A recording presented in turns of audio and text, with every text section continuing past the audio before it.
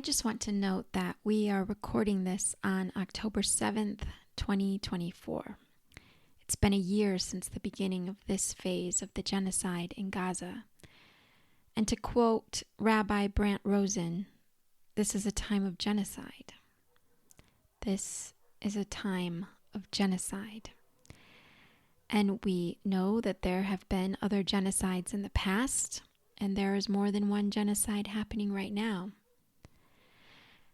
And so it can feel very uncomfortable having an episode about a topic like fashion in the midst of all this suffering and in the midst of all this repression and the double standards.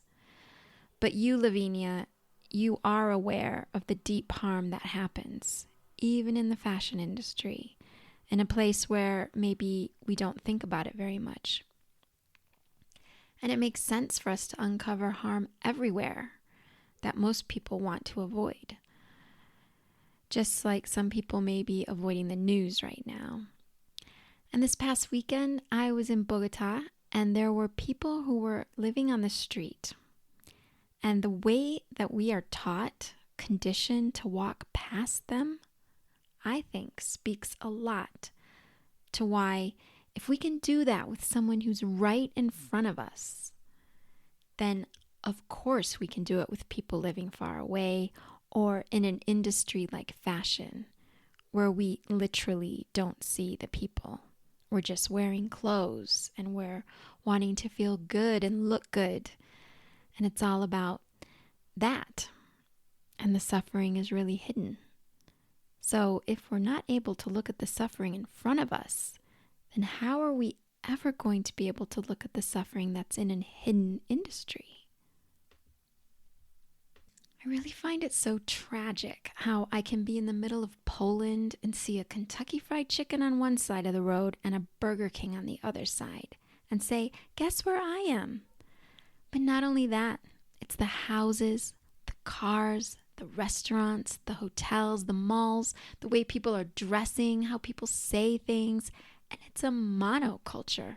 It is so disgusting because we are incredible human beings with this incredible capacity for creativity and innovation. And it's not through the fault of the people in general that this has happened.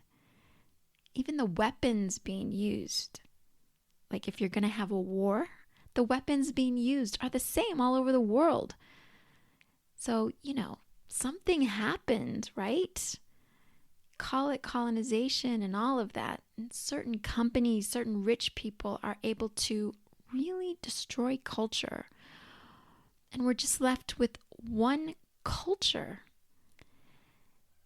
Here in Colombia, I can look at the news and see reports of indigenous people in areas around the country, and some of them are wearing their traditional clothing. But the indigenous people that live here in my town, just outside of Bogota, they're displaced. And they've been brought in from hot regions to come to this cold place to work in the flower industry. And they're dressed in jeans and t-shirts.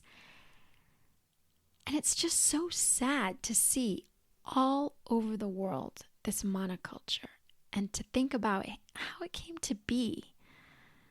Like Coca-Cola everywhere. And the food, they sell pizza here. Imagine what it would be like if we had to go to Italy to have pizza. And I'm not entirely sure that pizza is the invention of Italy, just like chicken tikka masala is not from India, it's from Scotland. So there's just not a whole lot that is special about places. I mean, there are still some differences, but there's such a monoculture. And I like to imagine, what would it be like to live in this market town in Colombia if it hadn't been influenced by the West? What would people live in? How would people live together? What would they eat? How would they eat together? What would they dress like? The sky's the limit. I think just because you take away the profit motive, same with medicine, it doesn't mean that no one will be willing to provide people with things that they need without a profit motive. That's a real lie that they've sold to us. I'd rather have doctors who are doing it because they care about my health rather than because it was a lucrative profession to go into. I'd rather trust a pharmaceutical company that wasn't in it for the profit and know that they're actually working on prevention as well, because it makes sense for the health of the people rather than how are they going to make the most money.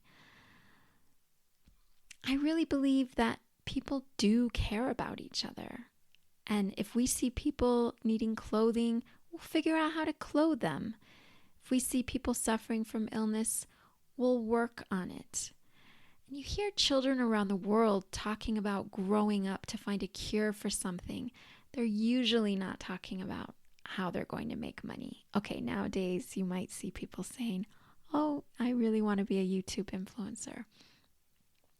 But I think that we actually deep down want a meaningful way to contribute to life on the planet. I don't want us to have jobs either.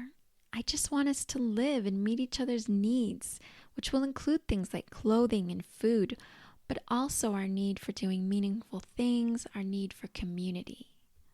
We really need to take time with each other to feel what is happening in the world and not just walk by people on the street without really grappling with the fact that this person isn't just a statistic.